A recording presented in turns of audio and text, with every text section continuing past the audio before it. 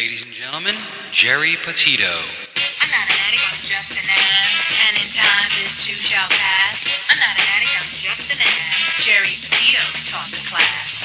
I'm not an addict, I'm just an ass. Loves the answer, the greener grass. I'm not an addict, I'm just an ass. One day at a time, free at last. When you don't know just what to do. Just what to do, just what to do. If what you're feeling is really true. Is really true, is it really true? Just keep your ideas safe and sound. Safe and sound, safe and sound. That's exactly how change is found. Change is found, change is found. I'm not an addict, I'm just an ass. And in time, this too shall pass. I'm not an addict, I'm just an ass. Geri Petito taught the class. I'm not an addict, I'm just an ass. Loves the answer, the greener grass. I'm not an addict, I'm just an ass. One day at a time, free at last. Hello, everyone, and welcome to the Geri Petito Show. Everyone and anyone that knows me knows I am the author of I'm Not an Addict, I'm Just an Ass. I'd rather be a smartass than a dumbass. Because, guys, 32 years ago I was a dumbass, but today, 32 years later, through the grace of God, I can honestly say now I'm a smartass. Yes, the word ass is in the Bible at least 40 times, and it means donkey, and that's what I was. I'm saying all that to say this. You know, we've had the roughest few years of our lives, right, all over the world, not just here. And I want everyone out there to know someone is listening. I'm a nutritional health coach. I'm a recovery coach. All my services to you are free. If you think my book can help someone, because I do, you can go to Simon & Schuster's bookstore, Archway Publishing, Barnes & Noble's, BAM, Amazon. You can go to my website, www.geripetito.com, and please subscribe to the Geri Petito Show YouTube channel. I want to give a shout out to a couple of my very important sponsors, guys. First of all, Michael D'Amore, okay? Everyone who knows me knows I'm probably the biggest Elvis fan in the world. We all like to think that we are, right? Well, Michael D'Amore is one of the most incredible singers. I've never said this to anyone else. Here's Elvis, and he's right under him. He's that ridiculously incredible. So you can go to www.michaeldamore.com, and for $1.99, you can download some of his songs, okay? He's even written them. I mean, he's amazing. And he's the new lead singer with the Capris. Okay. Brian Buckinfuso, we know him here in Mercer County as Bucky. He's a retired Robbinsville police officer. He's running for Mercer County Sheriff. I just interviewed him for the final time yesterday. We've also done commercials for him here because guess what? Early voting starts Saturday. Please vote for Bucky. Get him in the seat. We need him. I've known him most of my life. He was an incredible police officer, and he's going to be an incredible sheriff. And guys, don't wait till voting day because they had problems with the machines last year. So voting starts early. You could vote as early as Saturday, okay? Last but not least, Anthony Hudson, presidential candidate 2024. His slogan, People Before Politics. This guy is just a regular truck driver from Massachusetts. Let me tell you about Anthony. I actually not only got the privilege of meeting him and hanging out with him, all right, he's been here live in studio. He was here a few months ago again. But me and one of the producers from here, Ruben, we met him this year at the Borders in Yuma, Arizona to cover all the stories that are going on. We were with Border Patrol and the Sheriff Department. And let me tell you, guys, we're being lied to.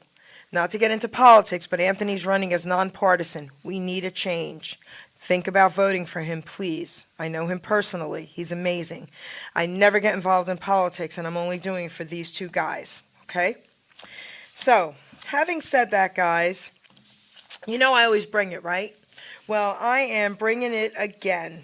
And let me tell you something. I'm going to introduce, first of all, my first guest who I've had here before. And we're doing it again, and there's a reason why, because October is Blind Awareness Month, right? Mm-hmm. Okay. You know, I've interviewed a lot of really cool guests and a lot of inspirational guests, right? People who have come close to death, people who are disabled. This is probably the most amazing story I have ever heard. And when you hear it, you're going to be blown away.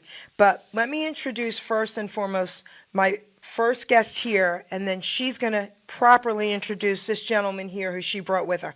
Kristin Smedley, say hello to everybody. What's up? I'm so glad to be back here. Hey. Jared, we had such a great time the last time when I was talking about my first book, Thriving Blind, and the movement that was created around that book, all because of the 23 years ago, the worst sentence I had ever heard at that point in my life, your son is blind, and heard it 3.5 years later with my second child. And I say now, and those of you that were watching and listening the last time around, you know by the time we got to the end of that show, you know that I completely flipped the story that I told myself and the world about blindness. It's completely different now than 23 years ago when I first heard that. But honestly, and the reason I do all the work that I do is because there was only one story about blindness 23 years ago. And there's probably only one story that most of the people that are listening ever heard about blindness.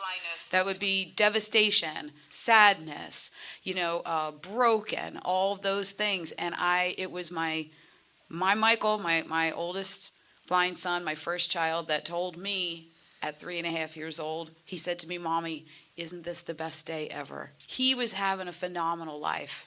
And I was the only one in his way of all of his hopes and dreams. And I know I got a little bit of tough love the last time. I gave some tough love the last time I was here to say to parents, get your dreams off your kids.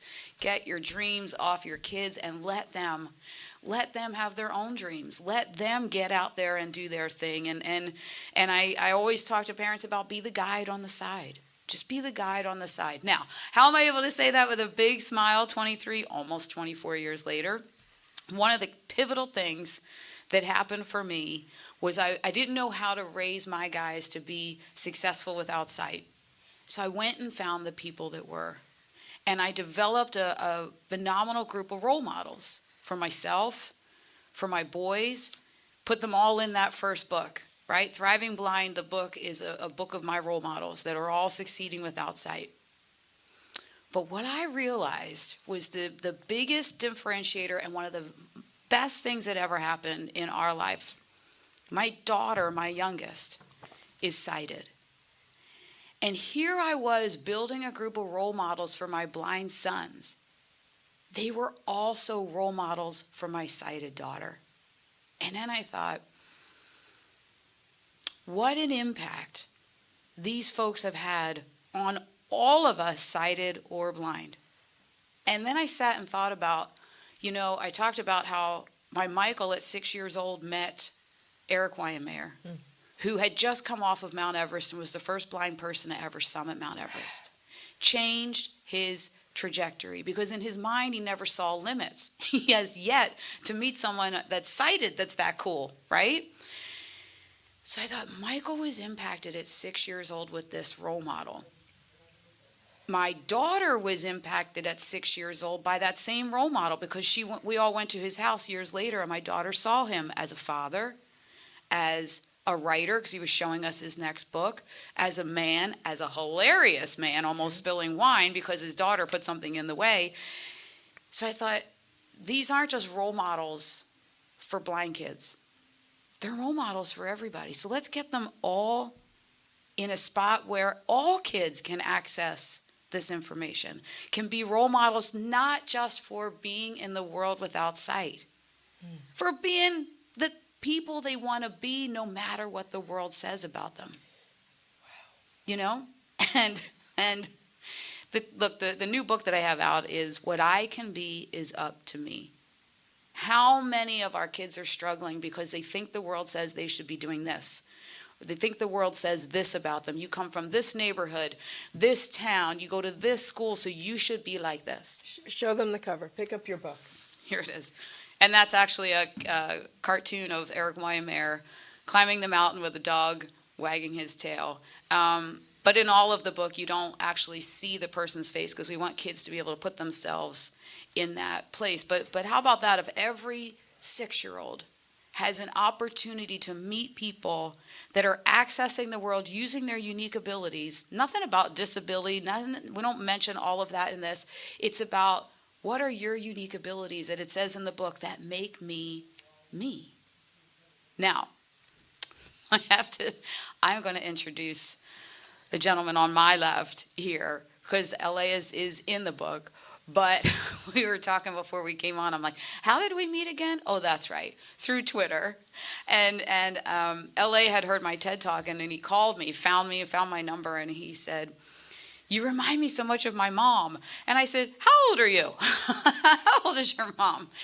But LA was also born blind, and his mom was very similar to me. Get out there and you be you, and you do the things that you want to do.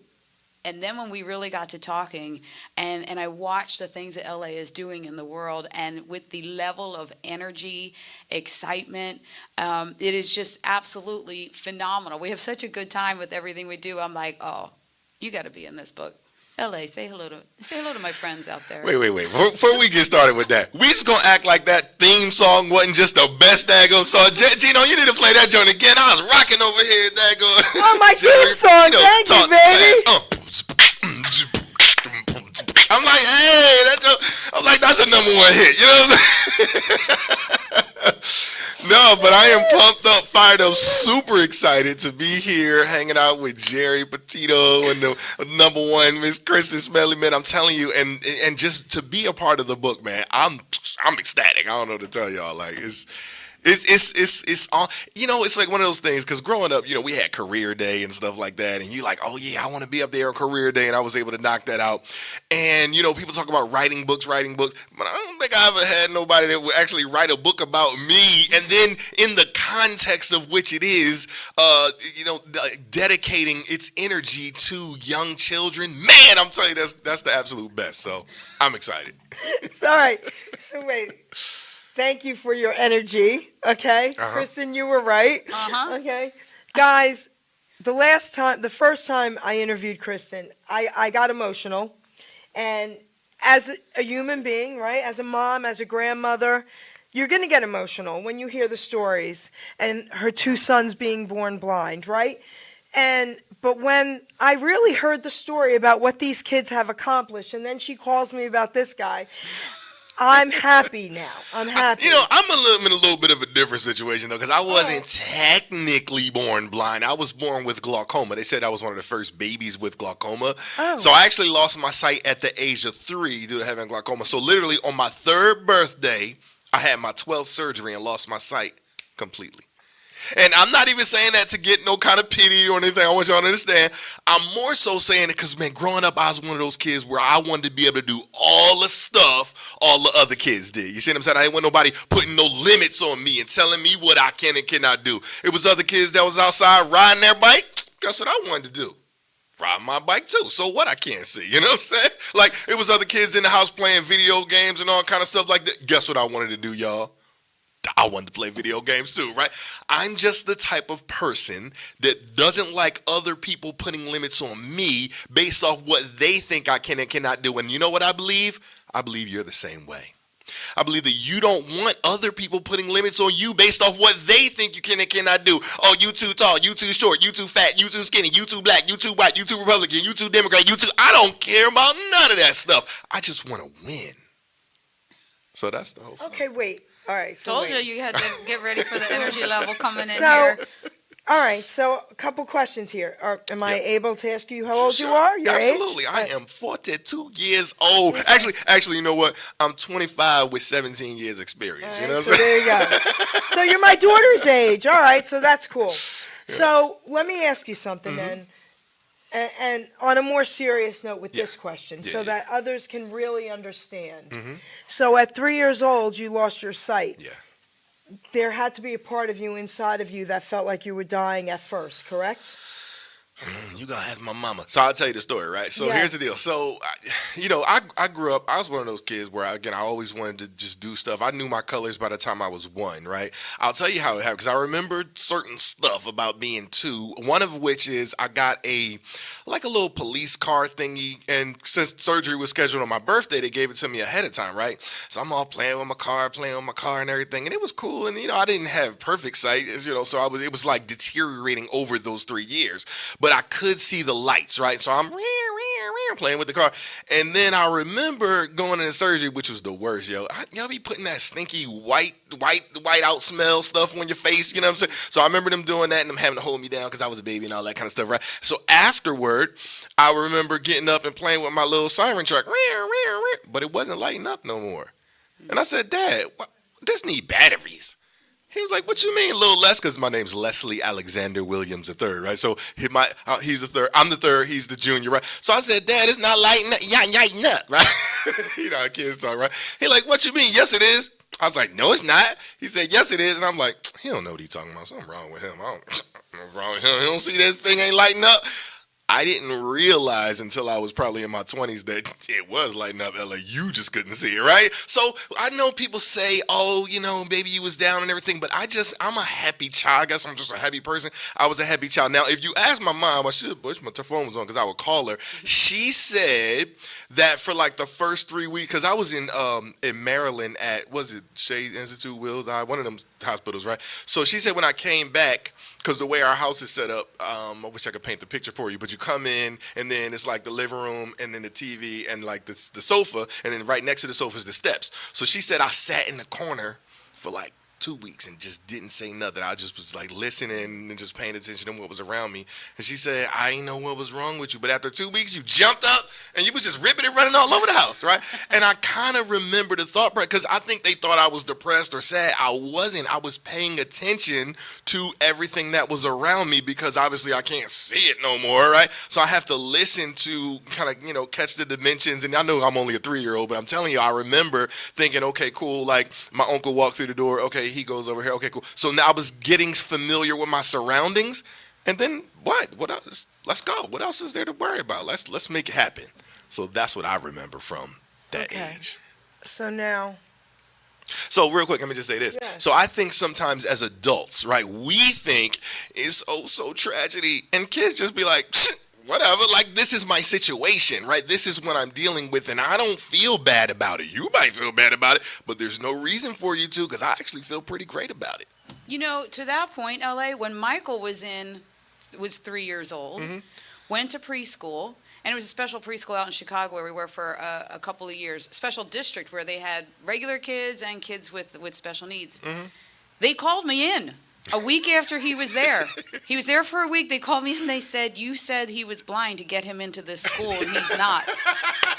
And I said, tell me why you think he's not. But he did the same thing, LA. The first day he was like, well, we took him on before he started, and he walked around very quietly, didn't really talk to anybody. And he just and here he was taking it all in. Yeah. Goes in there day one, he knew where everything was, and he didn't know all the teachers, but he would get them talking. So then he figured out their voices, and then he would address them by name, because I taught him to address adults by name. So they said, he's not blind. You did that to get him into school. Man, I'm telling you, I got a story that cool. And I know we know like outdoing each other, but I'm telling y'all, I actually literally at 18, you know, they doing the whole, you got to get a social security check and all that good stuff, right? Well, they send you to a doctor to, you know, they got to do a little physical on you and everything like that. So I go to the doctor's office, and, you know, I'm moving around, talking to the people and everything. They do the little, you know, the checkup and all that. And at the end of it, they sent a letter literally to the government, said that he's slightly blind. Wait, on what? Wait, what you talking about? Oh, because we looked into it. They said, he was moving around the office too well, so there's no way he could be blind. You know what? We're going to need to get a second opinion. So, you know what I'm saying?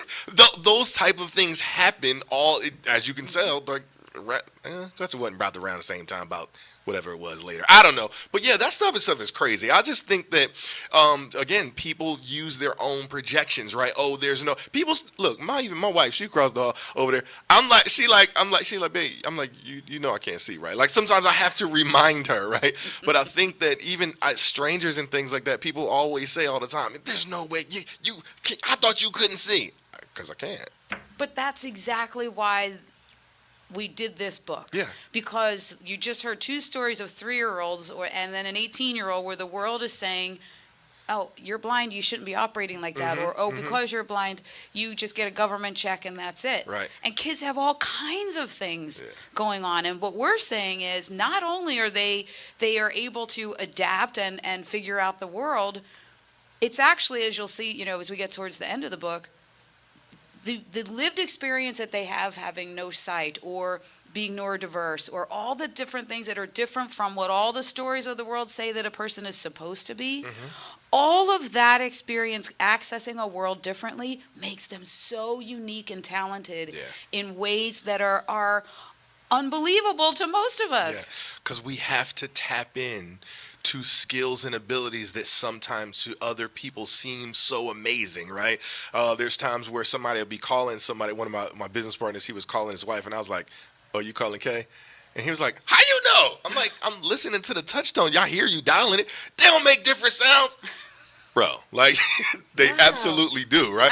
And so again, like, you know, as folks know, obviously, how do you think that the phone knows which numbers you're dialing? They all sound different, but you just got to pay attention. I think so many times I say it's not that blind people, their senses aren't extra great and I got these wonderful ears and everything. That's not how it works. My brain is just forced to pay attention in ways that sometimes sighted people just be distracted from. And I use the correlation of a new mother, right? Where if she's hear her baby crying, she knows that cry. She knows that's the wet cry, that's the hungry cry, and that's the tired cry. So you thought they was all the same. No, it's just like a 1, 2, 3, 4, 5, 6, 7, 8, 9 on the touchtone. They all sound differently. So, all right, Kristin, let's start with you for a minute here. I got to take in everything this guy just said. Wow. All right, so Kristin, take 5 solid minutes in a nutshell, because we already talked about this on the last show, and I'm going to tell everybody to please watch that again. Tell them about your sons, not only... Theme song again. We will at the end, I promise. Tell them about your sons, not only college, sports. Tell them. Yeah, I'll start with this.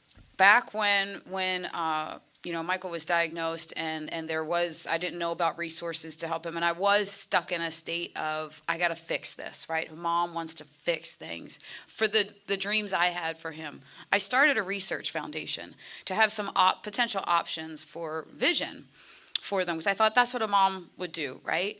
And we did pretty well. We were making some traction over about 18 years, it was 10 years we were doing it, but Michael was 18 when we were really hitting it, that we were we were at the FDA and we were going to really make some progress towards restoring some vision. And a good friend, we had just hit the $1 million mark, and a good friend of mine said to Michael, "Are you so excited we're getting so close to a cure?" And Michael said, "I appreciate all of everybody's efforts to push this mission forward." He said, "But I've been blind my whole life. I've been on a championship baseball team. Yep. I've played football. I've been on a swim team, dive team. I'm in the top of my class and was the high school valedictorian. I've done all that as a blind guy. I'm going to college as a blind guy because that's how I do life. And if I were to have that change now, that would slow me down. So I'm going to go to college as a blind guy." And then he said to her, "When I come back in 4 years, if there's an option, I'll think about it." Now, she was furious. She came to me and she was so upset. And Mitch had the same opinion. Mitch did almost everything that Michael did. And she said, how could he say he would think about it? You've dedicated your life to this. And I said, as a mom, isn't that what we want? Isn't that the success story? He is so comfortable in his own skin. He doesn't see the need for anything else.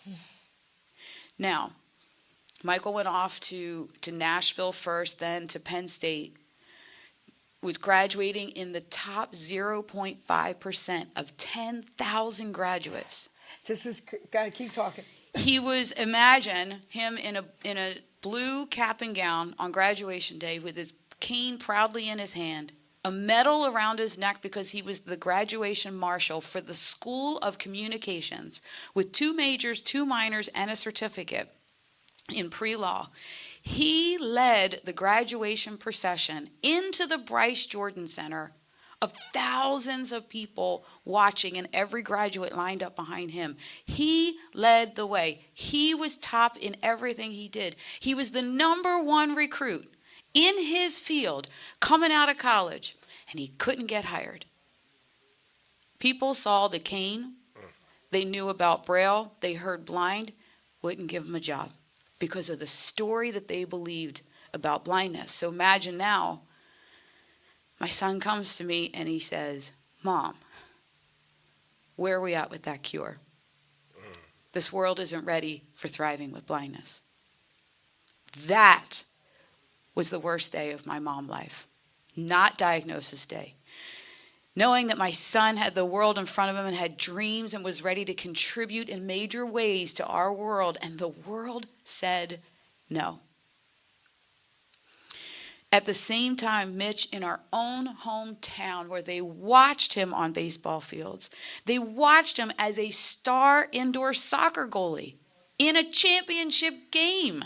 They watched my boys do all of these things, wouldn't give him a job because of that white cane, because of the story that they were telling themselves about blindness. I got together with a friend of mine whose name is Charlie Collins, and he's a visually impaired guy himself. He had believed the story the world told him about blindness. He believed it so deeply, he battled with addiction, with nearly committing suicide, all because of the story the world was telling him. He ingrained it in his own mind. He got through all of that through Jack Canfield's Success Principles, that book. Jack Canfield, you might know that name from Chicken Soup for the Soul. Charlie and I know it is not by accident that we were brought together in a mastermind group during the pandemic days when we couldn't do anything else, right? Charlie and I started Thriving Blind Academy to coach companies and individuals on the news story of blindness. Charlie got with my Michael and my Mitchell. And Michael worked with a professor at Penn State. And with those two resources, what my boys figured out through all of that is they had to start communicating about themselves and the impact they want to make and the skills that they have to the people that they wanted to be involved with. They had to take responsibility to say, I know that you see blindness this way, but let me tell you what, because of the blindness, we're not going to ignore it. I want to talk about it because I have all these unique skills that your company needs. When Michael flipped that around and was able to communicate that, it was in the interview with his dream company, Disney. And I don't think that that's by accident that we went through the steps, being angry at the world, not having opportunity. Wait a minute, let me think about where's my responsibility in this? How can I communicate differently? Does all of that for Disney, and he is living in Orlando, having the time of his life, making the things he does at Disney. People just cannot believe how he's elevated live entertainment at Disney World. Mitch did the exact same thing. Actually, I put out a short film, and people in my town watched it, came to me and said they still couldn't believe blind people could do what they could do, Right. even though they saw Michael and Mitchell for all those years. They wanted to hire Mitch. So they bring him into an interview for the golf club, and they said, Mitch, tell us how we can get an accessible cash register so that you can work in the retail area of the pro shop. Mitch goes, well, that's an easy one. I mean, accessible cash register, no problem. But let me tell you about my talents and what I'm doing at school. And let me see if we have a better fit where I can elevate the country club to a new level. Oh, my goodness. And they did. They put him in a different spot where he was entertaining the golfers on Friday, Saturday nights. There's Mitch, dream job, right? He's playing music. He's got his speaker, talking to everybody, laughing. But the best part is right across the driveway in the catering part, the banquet halls of the country club, was my daughter, my sighted daughter, who's very shy. She's serving food and having to talk to people, and she's on her feet all night, thought it was the worst job you could ever have. And she goes, and Mitchell's sitting across the driveway having the time of his life, playing music, and he's making more money than me. I love it. I said, you got to communicate yourself differently in interviews, Carissa. But we laugh about it, but that day when people think that the worst day of my life was hearing your son is blind, No. he was ready to contribute to the world. He wasn't going to contribute to the $31.7 billion economic issue impact of us believing an old story of blindness. That's the impact on the American economy, because 70% of the community can't get hired because of this old story, right? So here's my son ready to say, wait a minute, I'm not going to be part of that challenge. I'm going to be part of the success, and I'm going to elevate your company to a whole new level, right? So that hearing him say, where are we at with the cure? And look, I've said it before, my life's role is getting options on the table. If my boys are interested in having vision for something and the option is there, that's my role, to have it there. But my role is also to give them access to tools, resources, and put the new true story of blindness in the world. So that's a really hard decision. Well, I can't imagine what they would be able to do with sight. Look at what they've accomplished without it. Okay, this is one of my most incredible stories is from this woman here with her children. Okay, and I've interviewed a lot of people, even, there's stories out there, the guy, no arms, no legs, no worries, right? Look him up. I mean, people that really have what it takes to not let the world bring them down, right? They're going to go out and do something. Let's talk about it this story time. is amazing. Yeah. So now hold on. Let me tell you. Before you start talking, I have a question for you, and then I want you. And I got a question for you too. Wait, and then I want you to read this page, and then go off on a tangent. Okay. Listen to me. Okay. Before you talk, I want you to read this page in Braille, so that everybody could see and hear you do this. Okay. Her book also had, this is the coolest thing about this book, the pages are also in Braille. So that's what's so cool about this book. Okay, you can read it. All right. And you can feel it. Come on. 100%. All right, now I'm not the best Braille reader in the world, but it's all good because everything is technology. But it says, what I can be is up to me because, you see, I believe in me. I can be like Alex. I can be a leader too. Dreaming big, listening and teaching, helping others achieve. Lead, lead, lead. And then it describes this a line and it has the picture. So it says. So wait, that's cool too. It actually describes what the picture on the page is. That's pretty cool. Go ahead. That's phenomenal. Yeah. It says a man stands on a stage under a bright spotlight. He wears a blue suit and talks into a microphone. He faces a crowd of many smiling faces. All right, so hold on. So that's really cool right there. So you now know exactly what's on that page. Right. You can see the guy facing, right? Yep, you can imagine it. Now, I want to hear a little bit about your story, where you are today, and go backwards a little bit. Okay. All right, come on. See if I can do this. She challenging me. You know what I'm saying? Sure, come on. You got this. See, and it's crazy because I'm an interviewer And at listen, heart, right? You got 15 solid minutes. Watch the clock. Oh, boy. I want to see it. Come on, baby. Oh boy, now This'll be good. that one I ain't gonna be able to do. I'm just gonna let you know right now, right? I'll go like this. I'll go like this when you have 2 minutes left, all right? So here's because I just have to. Gotta do it. I don't do the whole following rules thing. That's why I can't get jobs. You know what I'm saying? Like I'm a business owner, right? So I gotta do stuff like this. So tell us about your business. Come on. And I will. But I want to pose a couple of questions, right? Because the thing is, you said, oh, it's amazing. I wonder what they could do, with sight. But I wonder what type of capabilities. What would Geri bring to the table if she didn't have the distraction of sight? So are you asking me if I was blind, what I could Like, do? you could do some amazing things that But you I have don't no feel idea. that, But right. you don't. But that's what I'm saying. Yeah. We gotta change the story, Yeah. right? We're like, oh, what could he do with sight?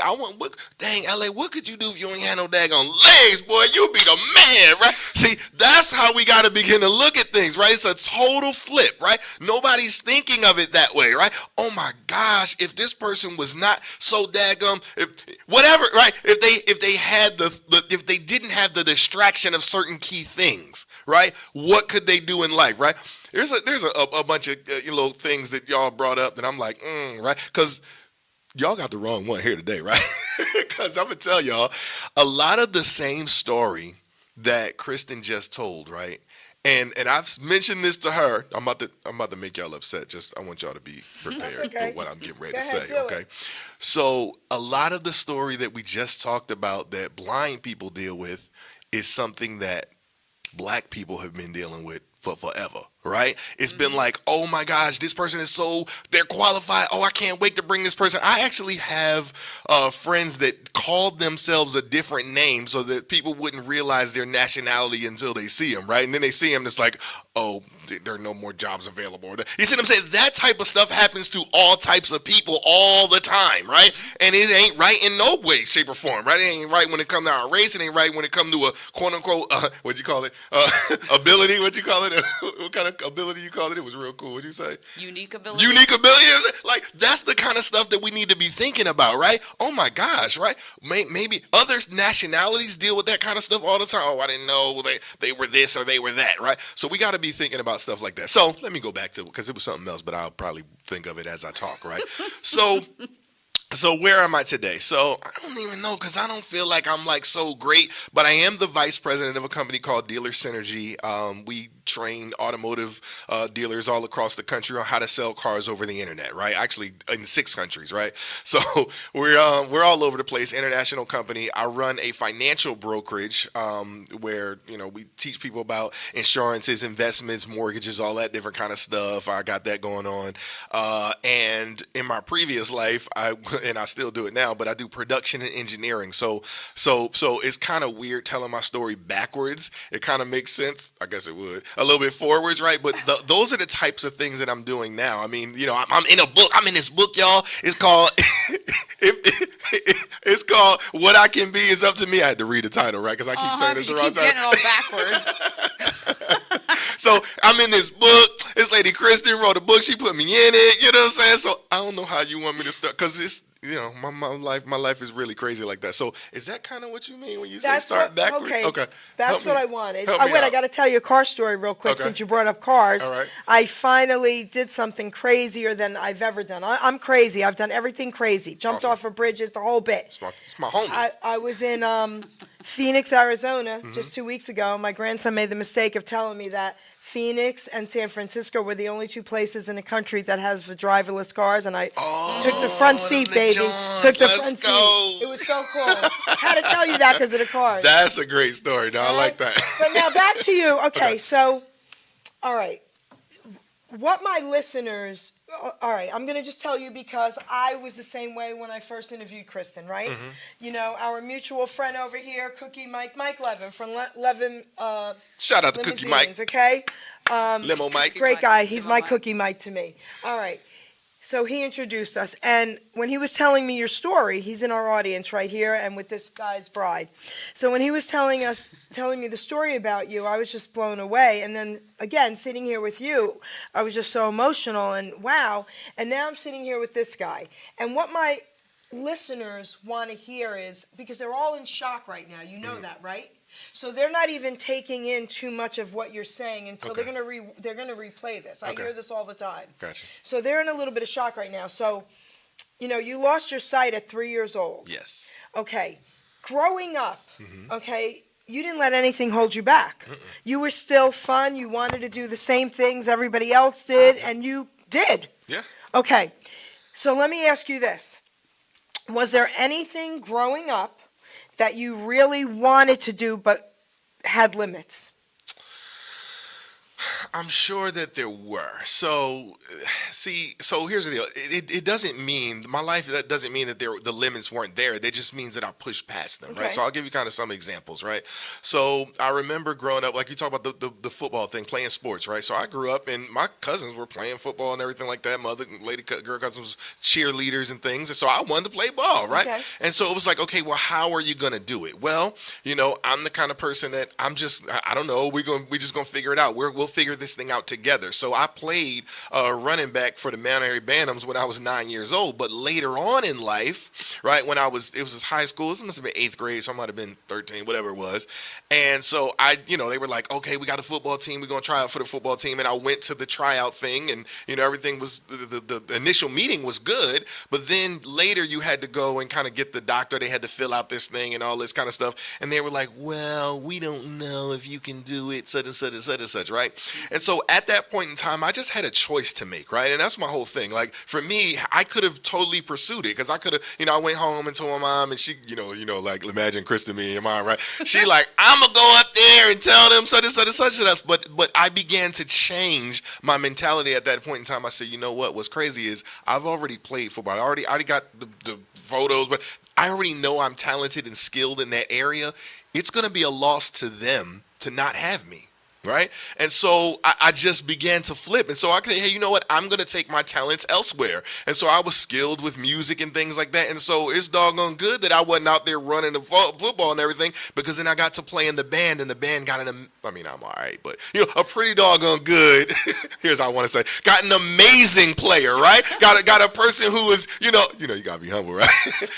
But got someone who, literally, I was an 8th grader playing in 9th grade band, right? I was in 9th grade band playing with the graduating classes and stuff like that. So no problem. It's all good. You can pretend like you want to exclude me if you want to, and your life will be worse because of it. Sometimes I got to teach that lesson.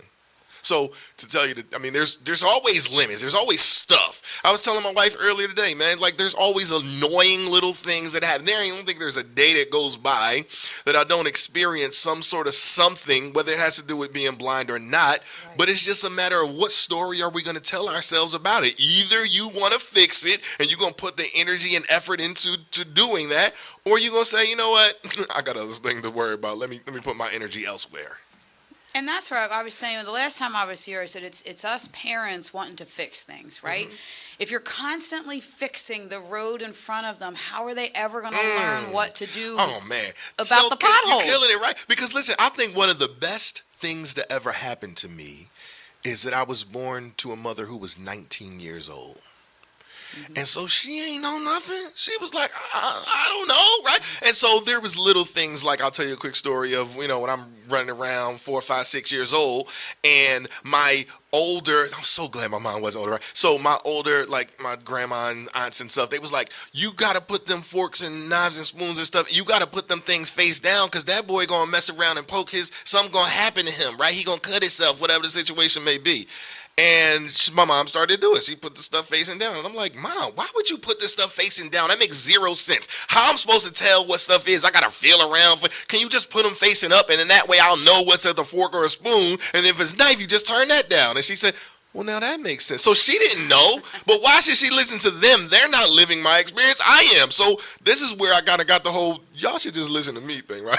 That's why I became the whole leader thing we talking about in the book. Because I just feel like I know. Right, I experience. I know what's going on in life. Y'all should everybody just listen to me, man. Life would be real good. All right, so hold that thought. All right, so Kristen, before we forget, because I want you to tell everyone about, I guess, making donations and all that kind of stuff. Talk about what you need them to do. Listen, guys.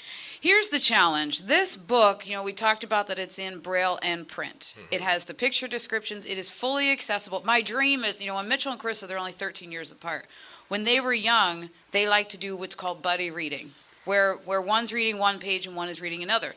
This Twin Vision book allows that to happen, that two kids can sit side by side and read the book together, or a blind adult parent can read the book to their child. It's all in one book. It's not separate libraries, separate shelves. Yeah. It's all in one book, showing a 6-year-old from the very beginning what inclusion looks like. And I know this is blowing people's minds.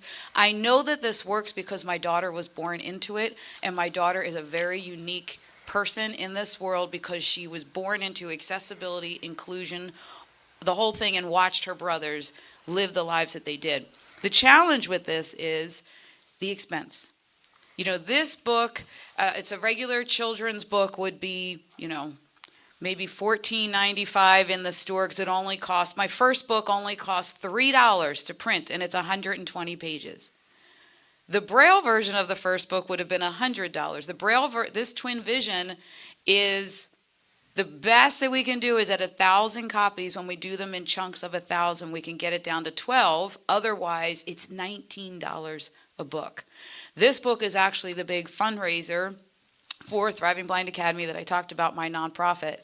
The proceeds from it all go to programs for parents of children that are blind or low vision to have their kids grow up like L.A., Michael, and Mitchell, to have parents understand the possibilities and limitless lives and how to guide their kids. So we're looking for, if you go to whaticanbeisuptome.com, you'll see where you can donate to this, thrivingblindacademy.org. You can donate to all the programs, but we're also looking for a potential sponsor to take on the cost of producing this so that we can get this out to the families at reasonable cost and fundraise for the Academy. I mean, this is one of the first of its kind ever books that is geared towards all kids and has the picture descriptions in it. It's everything. Everyone can experience this book without it being somewhere else. Yeah. Let me ask y'all this. See, I just want you to think of it this way. So I'm sure each and every person listening has some dreams, has some different things that they wanted to get accomplished, right? And so what if you were in a situation where the accessibility was there? I mean, it was right there in front of you. You had the proof. You had whatever it is you want, it was right there. But the only thing that was stopping you was a measly $12,000 or whatever the case may be. Right.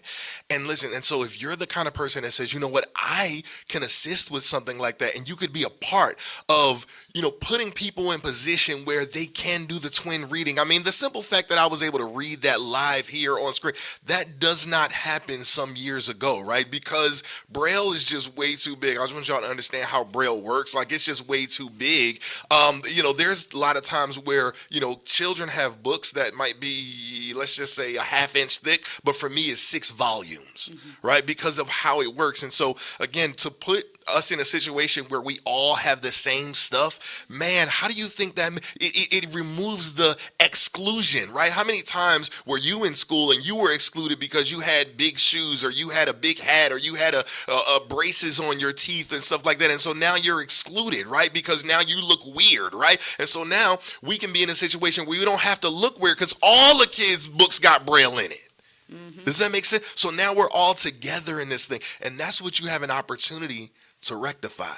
You have an opportunity to stop that person, because kids are going to be kids. Y'all know we can't do nothing about that, right? But what we can do is show them that, listen, we are all the same. Everyone has books, and all of them have Braille in it, and all of them have print in it. So we're just asking you to be a part of that. And if you're willing to do that, we appreciate it. Thank you. So, guys, did you hear what both of them had to say about this? Because I think this is very, very important. So please reach out to me if you're interested. All right, we got to try and do something here. All right, this is amazing. Thanks, Jerry. Yes. Can I end with one story of how this is so relevant right now? Yes. Mitch is in college. 2 radio shows. He's a sideline reporter for baseball, football. He's doing living out all of his dreams and getting ready for a big career in broadcast journalism. He decided, I was in a sorority when I was in college, and I was also an athlete. And he said, Mom, I'm considering a fraternity.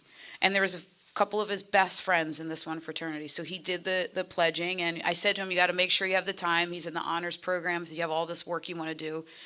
Evaluated the whole thing, pledges the fraternity. The long story short is we find out that the president of the fraternity says, oh, I'm sorry, Mitch, the fraternity said you're a liability. We can't have a blind kid. Before you start hating on that fraternity, it turns out it was that young person didn't want a blind person in his fraternity. But let me tell you this. So he did not grow up with this concept of inclusion and unique talents, and he grew up in a concept of exclusion. Yes. Yep. So my Mitchell, we get to the bottom of it, find out, we talk to the internet. Mitchell leads this whole thing, talks to the international office, and they now said, no, we did not say that, and we are going, not only are you can of course go through the process, we're removing that guy from the fraternity. Okay. So as the mom, right, I'm like, okay, muscles down. I don't have to travel anywhere to do anything with anybody, right? Mitch says to them, hold on. Yep. I knew it. That doesn't work for me, because now what you've created is we're going to create somebody angry on campus, spreading this whole thing and all this stuff. And he said what he needs is the education of me involved in this fraternity, and he can see my contribution to it. And that is then what I want him to go out and tell the world. So what happened? Come on. Man. So he's in the fraternity. He went through the pledging, and he was initiated into the fraternity. Is he friendly with this guy? They're working on it. Okay, as long as they're working on it. So I have something. My Mitchell isn't he's not my Michael. Michael would be like, buddy, you know, and cooking him some breakfast. No. Mitch is my guy. I'm going to let you stay in here. I'm going to show you what's going on. Okay, but but at hey. least he didn't want him out of there. Right. I want to say something about this, okay? I'm going to bring up bullying, all right? Because that's a form of it in a sense, right? What people don't understand is this. There's not a bully out there who's not being bullied, okay? Every single one of them. I am so tired of everybody blaming the bullies because guess what? They're probably being abused, and most of them sexually, by someone in the family, beat up every day. We need to figure out how to help the bully as well. That and only that is going to stop bullying. Okay, because nobody who's growing up happy and not being bullied wants to hurt anyone else. Hurt people, Okay? hurt people. Hurt people, hurt people. Ricardo Richard from Trenton, New Jersey. He did a documentary. It's called Hurt People, Hurt People. And I've been telling him for a few years. I got him a radio spot as well. And I've been telling this young man for a few years to do Heal People, Heal People. He just wrote his book. It's out now. Healed People, Heal People. So, guys, listen to everything that they're saying. Understand what I just said. It's vital and it's important. Okay?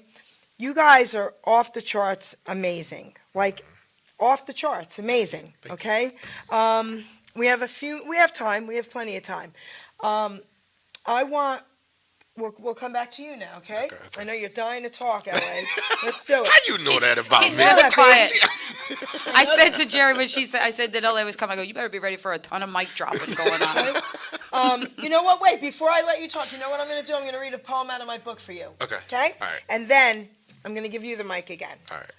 Is it in Braille, Jerry? So I'm going to read it. In She got print. the audio book. I was laughing, thinking in my head, how can I get my book in Braille? I swear. All right, so this book is called, this poem is called Utilizing Gifts and Talents. And there's a reason why I read this a lot at certain shows, because, like, people are going to be calling me, and they're going to be saying, is that true? Is everything they said true? Oh my gosh, I can't believe that. How is that possible? And people call me and say, oh my gosh, Jer, I wish I could write poems like you. Oh my gosh, Jer, I wish I could sing like your guests. Oh my gosh, I wish I could dance like your guests. On and on, right? And I tell everybody, you all have something to offer. Amen. So if anyone out there is questioning their worth today, I want you to really listen to every single word of this poem, okay?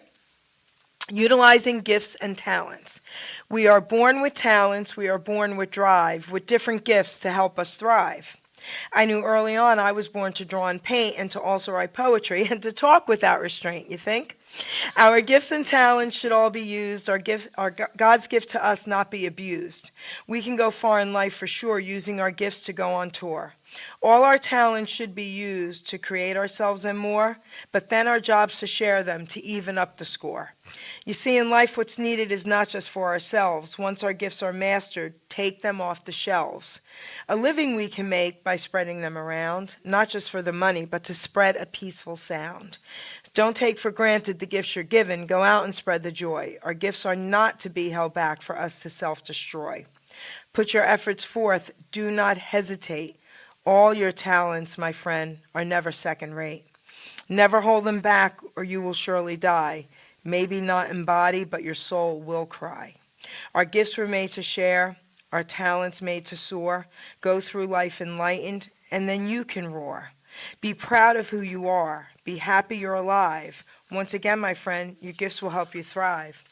By putting efforts forth, not keeping them at bay, the name Thriving Blind will live forever, baby, forever and a day. So go through life excited for what you sure can give. To yourself and others is our reason to live. Our grave will be quite lonely, but our legacy lives on. So make sure people smile with the breaking dawn. And that's what you guys are doing. That's beautiful. Thank you. But you guys are making people smile. People who feel like they're hopeless. Okay? I know people that I grew up with that had disabilities. And I know someone who was blind. And they went through life broken. They went through life powerless. Okay?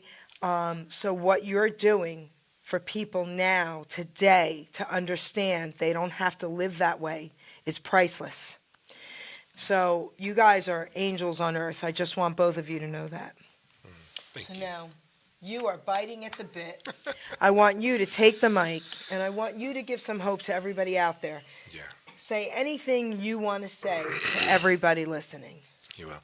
I think that based on what we just heard, that story, one of the things that kind of tickles me about, Christian story is about the whole giving me a job. Don't nobody need to give you nothing. I want you to understand that, right? There are certain things in life that your talents have earned you, right? See, for me, I thought, hey, who's going to hire me? I'm blind. Nobody going to hire me. But it wasn't a negative thought. It was okay, so that means I got to go out there and get my own.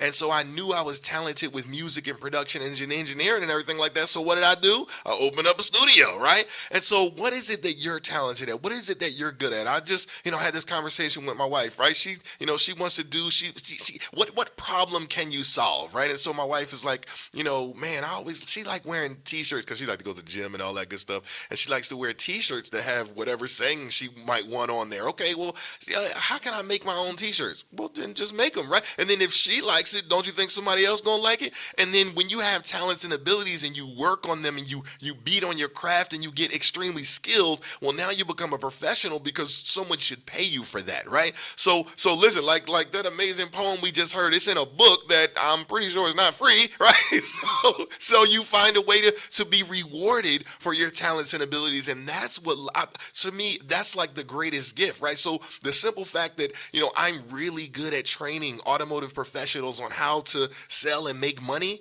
well, then that means, of course, some of it I can do for free, but the top levels, I can't really do it for free all the time. Why? Because I got to be rewarded for my service, for my dedication of helping folks, right?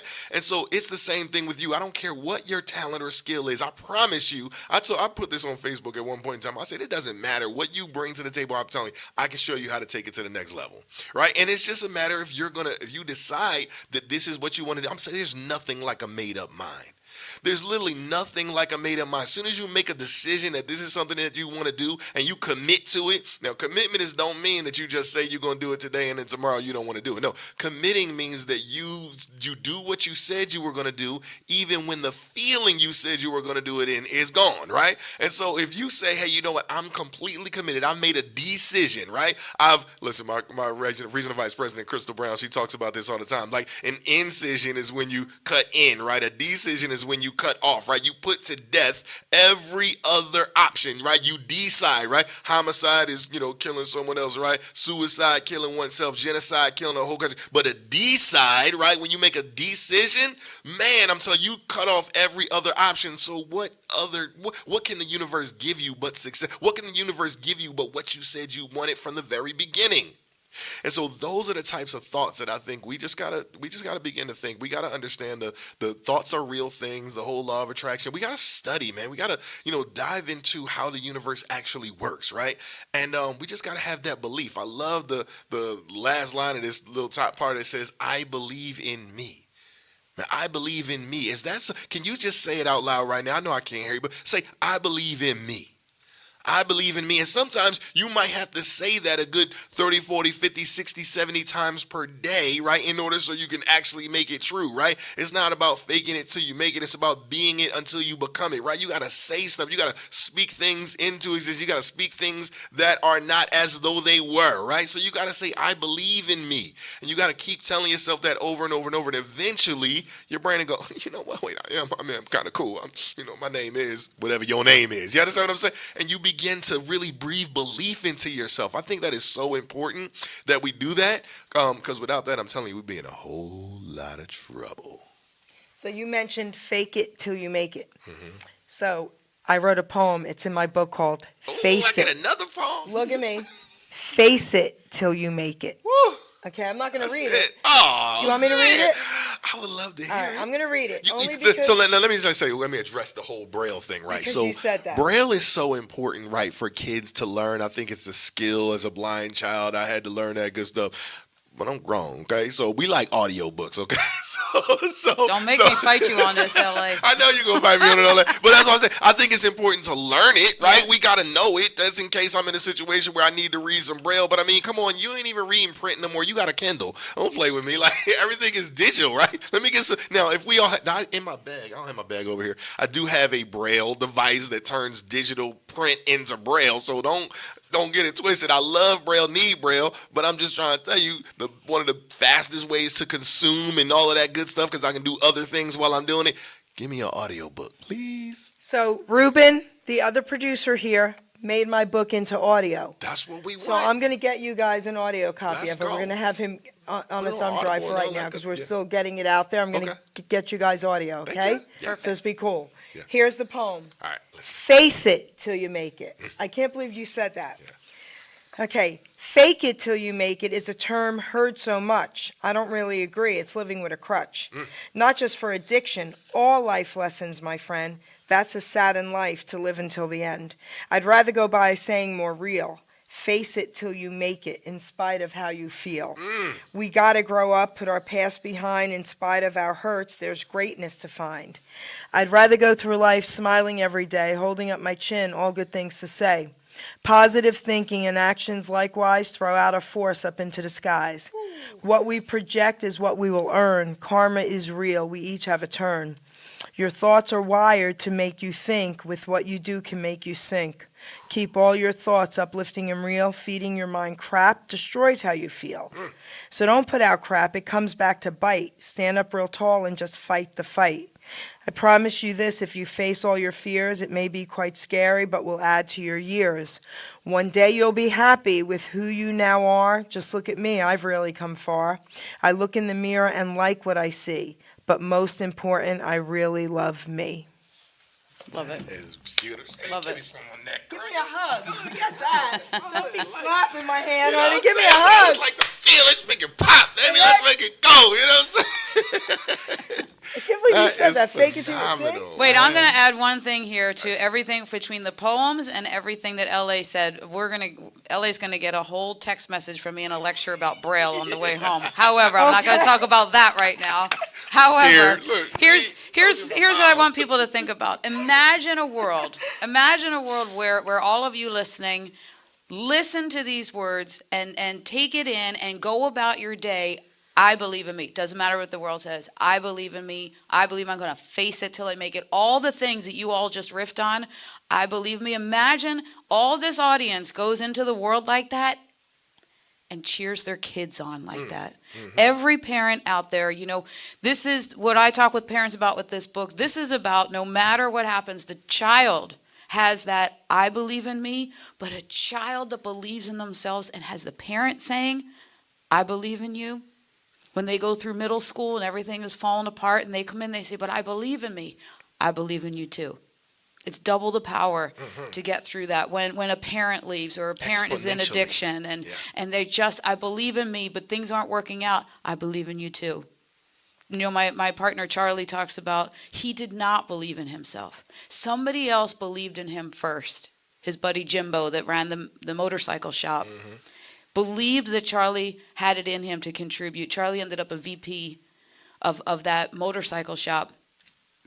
Sometimes we need someone to believe in us first. Yeah. Be that person that believes in somebody and tell them that you believe in them, that they can then believe in themselves. It's good stuff. That's amazing. I gotta stay here. I can't go home because then I'm gonna get the text. I'm scared. We was about to talk about it. So- I would be like, Braille Talk is about it. literacy, No, period. it is. I ain't mad. See, that's what I'm saying. Blindness It's Awareness Month, we're going to get into a Listen, Braille so, battle. Listen, check this out. Just because sighted people listen to audiobooks doesn't mean that they shouldn't know how to read, right? Exactly. So that's what I'm saying. No, That's all I know. I'm just saying. So blind people can do the same thing. That's all I'm saying. Like audiobooks are good for everybody. That's Well, all. actually, this is a great point. I've said to school districts when they say, well, we're going to give the blind child audio because that's the best way for them to learn. I said, great. As soon as you're teaching all of your kids That's right. through Yeah, audio, there you go. then we're in. Right. No, I That's get what it. Yes. So that's what I said. No, please don't misunderstand what I said. What I say, I said children. Say it again. As children, it is an important skill. You absolutely must learn how to read Braille. It's like a English child Yep. not reading English, that would not work, right? So blind is a whole nother language, right? Spanish, you want to learn how to read, speak Spanish, all of that good stuff. So you got to learn how to read Braille. Children, is extremely important. Yes. But like I said, I ain't the best Braille reader, but I ain't whack either. You just saw me read this whole daggone page, so I can read some Braille now. Actually, I did let my kids start listening to audio textbooks by 6th grade because they had to just be proficient in the language and the That's what I'm grammar. saying. But And how it's fast do extremely you helpful. listen to? What speed are you at with I'm audiobooks? not one of those people that listen to audiobooks at peculiar speeds, only because I'm an engineer, right? And so I appreciate every single pause, all the breaths, I appreciate all of that good stuff. But with my phone, people say it's fast, even though it's not really fast. We can have that conversation later. Do you have it with you? It's on my phone. What I do on my phone? It's in here. But I had Michael and Mitchell listen, and I've heard your phone. she told me turn it off. You know what I'm I saying? heard you guys listen at a speed that's the other thing that when I talk with companies and organizations about hiring people that are blind, the rate that they can listen and process is one of those unique skills. Is that why his phone sounded so weird to me? Yeah. Not weird. Because he was Voice talking say the really same fast. thing. It was not fast. So listen, watch it. Watch it. Wait till Go it ahead. come on. We got, Apple. Sometimes they, like, you got to be careful because you never know how long it's going to take to shut on. Let me see. Y'all see these lights? Probably not because the I screen see an corner apple is- light. Okay. There you go. I see the little apple. Hold up. Let's see when it's come on. Come on now. Come on now. Because that was sounding like funny. They was talking really fast to me. Right. I was like, what I is should that? have my wife just turn her voiceover on because I make everybody around me, their voiceover got to be accessible real fast, right? Let me see your phone real quick. Here we go. Listen. All right. One. All right, so now I got to put my code in. I ain't going to work. Hold up. That's it. So listen, it said 1917 because it's, 1817. So it's 617. One notification, messages, two notifications. That's saying see, because it's about to read y'all my text message. You never know what's Okay, wait. I have a question. Wait, Yes. make that louder. Do it again and make that louder. Okay. Let them really hear it. There's plenty people phone numbers out there. Hold on. It Listen, does it all on right, let's do websites, this. doesn't it? Let's do this. Press home to unlock button. That's what it's saying. All right. So I have you a can hear it, question. right? Yes. So, but Yeah. I have a question. Okay. You really hear it normal that I hear it when they're talking that fast? Here's the deal. All right. So it's not speaking as fast as you think. It's just because it's a robotic voice that it sounds a little weird to you. But just imagine if my phone spoke really slowly, how annoying that would be. To who, though? It's because I don't want it to have to read to me in the first place. I really rather read it myself. So I'm like, hurry up and say what you got to say. You understand what I'm saying? So you got to understand it. Nobody's trying to wait around and listen to it. Wednesday, October 25th. Can y'all understand what it says? Yeah, but October 25th. Wednesday, October 25th. So if you ask me what date is it, it's Wednesday, October 25th. okay. So wait. Let's back up here a minute. I'm going to ask you a Okay. silly question. Okay. Is this on your phone because you're blind? Can Mine I does it have too. that? Yeah, well, everybody got it. Yeah. See, I don't Apple, have all right, so that. let me tell you about, yes, you do. I If have you got it. an iPhone, you do. I so do not let have me an iPhone. Oh, well, then you Don't don't. know. You done lost half your No, audience. I like my Android Listen, phone. listen, Built in. listen. All the So- people at home, if you have an iPhone, you can open it, Speech off. tap the home button 3 times. One, Yeah. 2, 3. Possibly. on. Yeah. 6:19 p.m. See, so hers is on. Oh, Now I yeah, can turn it off. He hooked your son. I'm sure your son hooked yours Oh, up. So that's go to crazy. settings, go to accessibility, and at the bottom it says accessibility shortcut, and it's usually on voiceover, but sometimes it's on nothing. So you got to set it to voiceover because you could set it to be a whole lot of stuff. But voiceover is the key. Now let me tell you a quick story about Apple. We got time for a quick story about Apple? You have All right. 2 minutes because then I look, want to tell ask me you fast. about your I'm wife. gonna be real fast. So listen, so Apple came up with this voiceover thing, and they were like, "Oh, this is like 2003, 4, right?" They're like, "Oh, we want you to train people on using voiceover because it's so cool. Look, all you got to do is put your mouse over the thing on the screen and it'll read it." And I'm like, "Well, that's stupid because I can't see where the mouse is on the screen. That's dumb. That don't even make no sense." I was like bashing them, like, y'all are crazy. And then in 2007, the iPhone came out. And now my fingers are on the screen and it reads what's under my finger. And that made total sense. So Apple literally got lucky with this software because when it was the mouse over the screen, it was stupid. But when the finger is on the screen, it made perfect sense. And they are literally one of the most amazing things. I was so skeptical about using an iPhone, and I somehow came across this blind person. They was like, "No, you got to try it. You got to trust me. I'm telling you, it's fly." And they were right. So, all right. we're coming to the close of the show, guys. We have a couple more minutes, but I want to ask you about your wife, okay? Okay, let me get my phone back on hush mode. Okay. Okay. Does she try? Do you talk fast to him like that on purpose sometimes? See, I would like you to try that and get a video of it and send it to me, please. Okay. All right. So I'm picturing that. Okay, and I'm cracking up over here. How long have you guys been together? You said together? That's a different story. When you say married, I'm ready with that answer. 6 years, right? But together, I know this since 2006, and we've been together, in my book, since 2013. She'd probably tell you a different year, but just because I was young and wild. Very cool. And how long have you been married? 6 years. Okay. So, look, watch this. So I was just at a marriage conference last week, right? So today is Wednesday, right? What's today's date? The 25th, right? So we've been married for 15 days, 1 month, and 6 years. That's pretty cool. All right. Congratulations. Thank you. So, all right. So, can I ask you a question? Is that all right? Sure. All right. You gotta get a microphone. Come on No, over here. you can come over if Can you'd they hear like, it? or I I don't can think just they hear ask you. Okay, talk loud. Talk loud. Because I know people are gonna be thinking this and they're gonna ask me, and okay, and we're open books, right? What is it like being married to a gentleman who can't see? Is that what I am? Gentlemen that could see, so. Okay, no, I like that. I like that. Okay, She says she's never been married to a It's a gentleman that could see. I So. like that. Okay. I mean, it's just, I guess I'm so much on autopilot, I Yeah. don't even realize certain things. Like, I tell you, she think I can see. I'm trying to tell you. Okay, so this is so cool. She just got to drive Can everywhere. she talk? Excuse me. Go ahead. so I do, of course, I do all the driving. Okay. You know, for the most part, you know, around the house, everything has a home, for the most part. Okay. And then he pretty much knows where his things are, Okay. Cool. you know, so it's just, when you do stuff intentional, it's easy. That's so cool. It's a whole nother story. We You gotta got to get have you- us together on the podcast. That'll be a whole Wait, fun. we got to get you the driverless car, man. That would be Man, cool for this guy, absolutely. right? The I'm driverless car. I'm 'Cause- super excited. Because you could do your nonsense to him and he'll let you talk all day. There you go. Here's what I think is so hilarious in this. We're like, it's I don't know. We've been married 6 years, blind, not blind. normal. With what? That's how I want my Y'all should kids. I'm ask like, her, I hey, don't what is it know. like being married to an entrepreneur? What is it like being married to a music producer? You wake up in the middle of the night, you hear stuff all over. And I mean, she got stories for days. I'm trying to tell y'all, like. This is cool. It's more like, what's it like being married to L.A.? It's a book. Listen, she's quiet now when she said that, okay? No. All right, guys, we're coming to the close of the show. And I'm going to give each one of my guests the mic one more time for a couple minutes each. But before I do that, I want to say thank you again.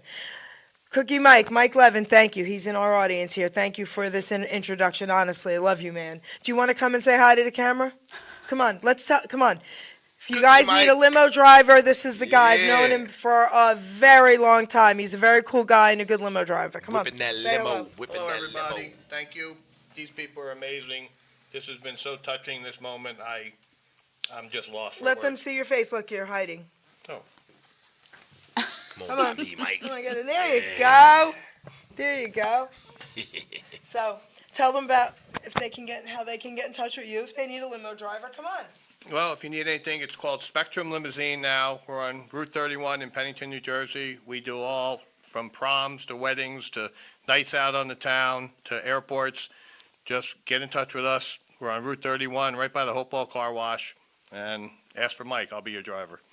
He'll bring you a cookie. Thanks, Mike. Thank you. Love you. Love you too.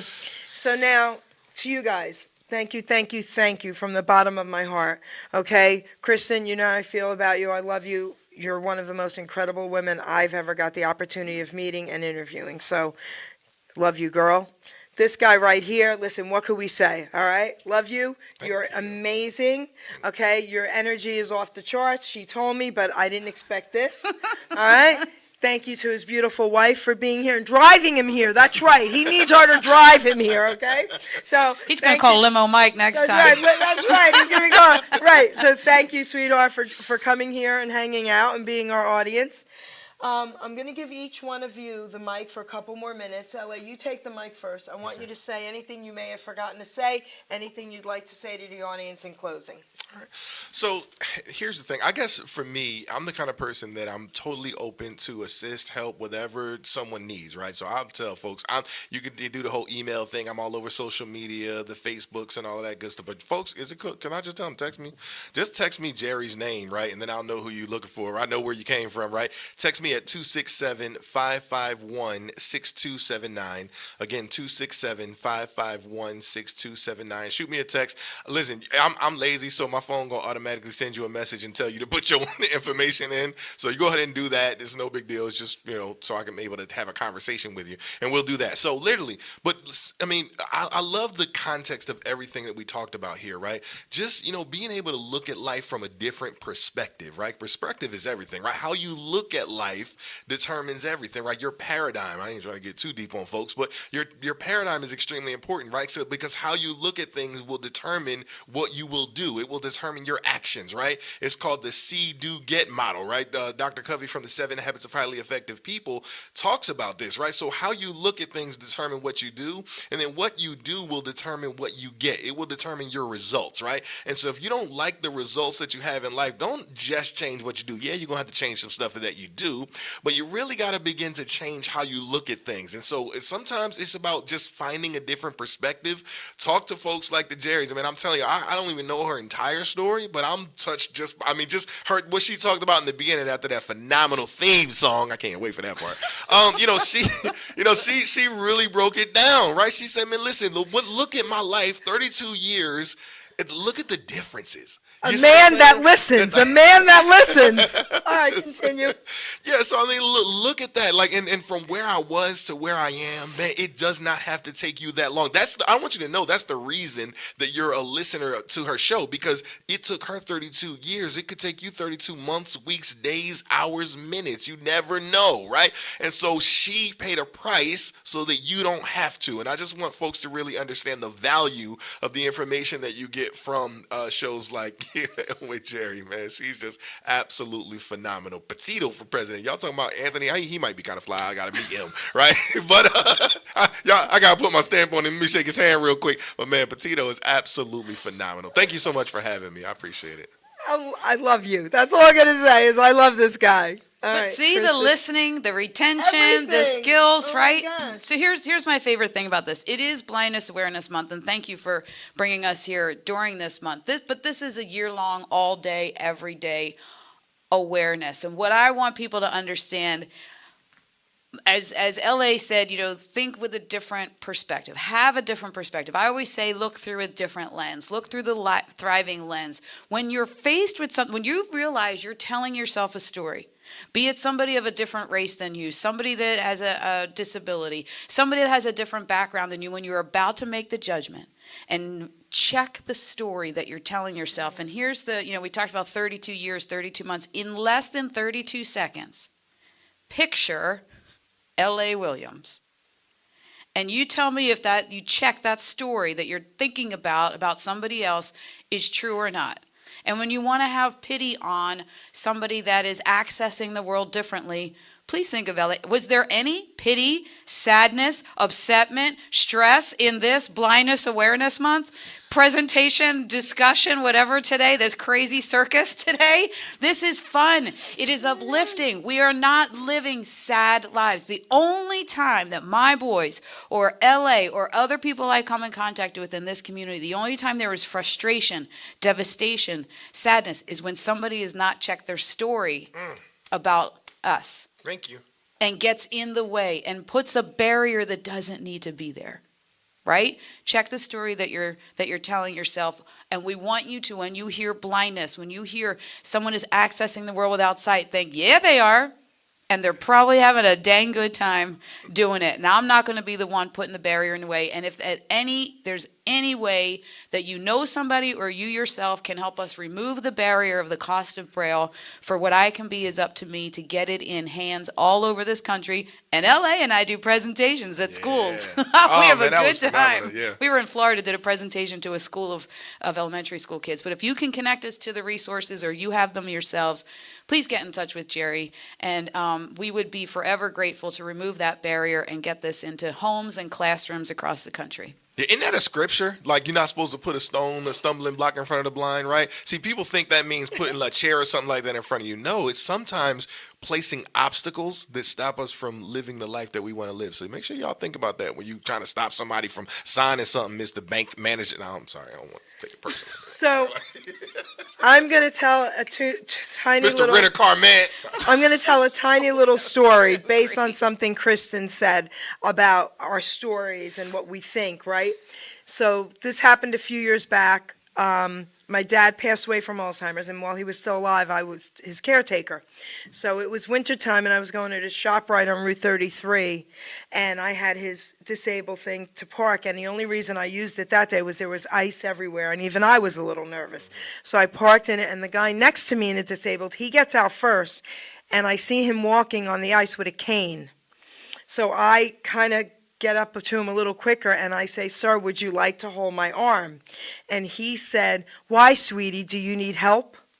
I said, Love that. I said, "I sure do. Can I please hold on to you?" He said, "Absolutely." So he holds on to my arm. We get to the door. I don't know if I ever told you that, Mike. So we get to the door, and now there's no ice, right? We're at the door, and he says to me, "You're a much better arm holder than my sister. She pulls my arm down." And I cracked up and I said, "Listen, you just made my day, you made my week, you made my year." I said, "I'm going to be telling this story for a long time." I said, "Can I have a hug?" And I gave the guy a hug. And I said, "Do you want me to wait for you?" He's like, "No, you don't have to worry about it because I have somebody that's going to be meeting me here." I was like, "All right." And God bless you. It That's was phenomenal. amazing, okay? How you're Why right. do you Like, need you some know, help? Need some people's attitudes, okay? He was Yeah. smiling at me, and I was like, that was amazing. Yeah. So, guys, listen. Get in touch with me, please. I'll hook you up with these two guys. Please watch the show again and again and again, and please share it. Okay, we've got to get this word out there. Guys, I love you both. This isn't over. You're both amazing. Right back at you. Amazing. Absolutely. So, Time for the next song. he wants a song. Producer, let's go. Are you going to dance and sing to it? Hey, let's go. Let that thing drop. Let that thing drop, Gino. Here we go. Oh, yeah. Ladies and gentlemen, Geri Petito. Geri Petito. I'm not an addict, I'm just an ass. And in time, this too shall pass. I'm not an addict, I'm just an ass. Geri Petito taught the class. I'm not an addict, I'm just an ass. Loves the answer, the greener grass. I'm not an addict, I'm just an ass. One day at a time, free at last. Let's go. When you don't know just what to do. Just what to do, just what to do. If what you're feeling is really true. Is it really true? Is it really Yes. true? Just keep your ideas safe and sound. Safe and sound, safe and sound. That's exactly how change is found. Change is found. Come on. I'm not an addict, I'm just an ass. And in time, this too shall pass. I'm not an addict, I'm just an ass. Geri Petito taught the class. Let's go. I'm not an addict, I'm just an ass. Loves the answer, the greener grass. I'm not an addict, I'm just an ass. One day at a time, free at last. Geri Petito taught the class. Let's go.